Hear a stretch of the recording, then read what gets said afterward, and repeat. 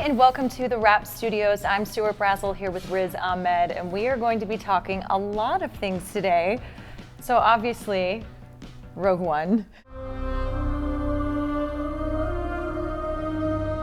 This is a big deal. This is the first film that isn't the Skywalker series, and it's a very diverse cast. Yeah, right.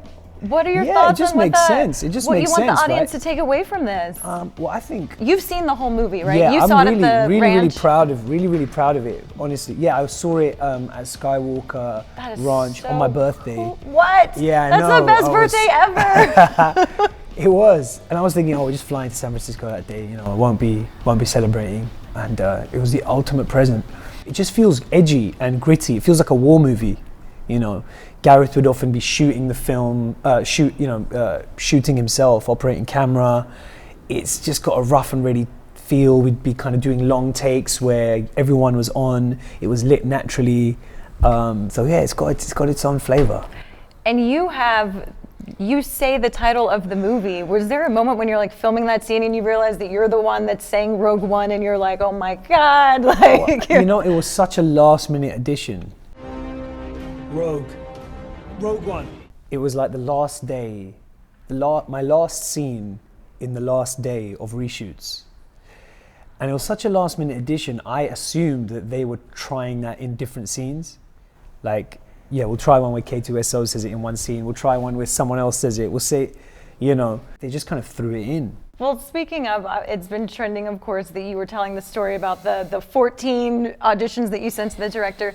Which version of your character did he pick? Was it one of those versions you created for him? You know what, honestly speaking, I don't know whether it was because of those auditions that I sent him with all those different versions of the character, but the character completely changed. The character, he changed the character's name, he changed his job, changed his relationships to the other characters. When we meet him, his backstory, what happens with him, the whole thing changed. Now, I don't know whether that's because my versions gave him ideas or whether he thought, we've got to get this kid away from this character. He's going down a wormhole. There's a weird obsession happening. We'll just start you from, My eye is watering, that is so funny. Yeah. It's like, here's the version where he has like a tick the whole time. Don't joke, yeah. Well, it's interesting because he gave me a couple of references for the character, and one of them was Dustin Hoffman in Papillon, and one of them was Dennis Hopper in Apocalypse Now. And the character's situation was actually very different. I won't talk too much about it to color people's, viewing of the film right now, but he was very, very different. And so there was like a straight up, Dennis Hopper version where I'm just wearing waistcoat and a red headband, and so yeah, maybe some of that stuff stuck.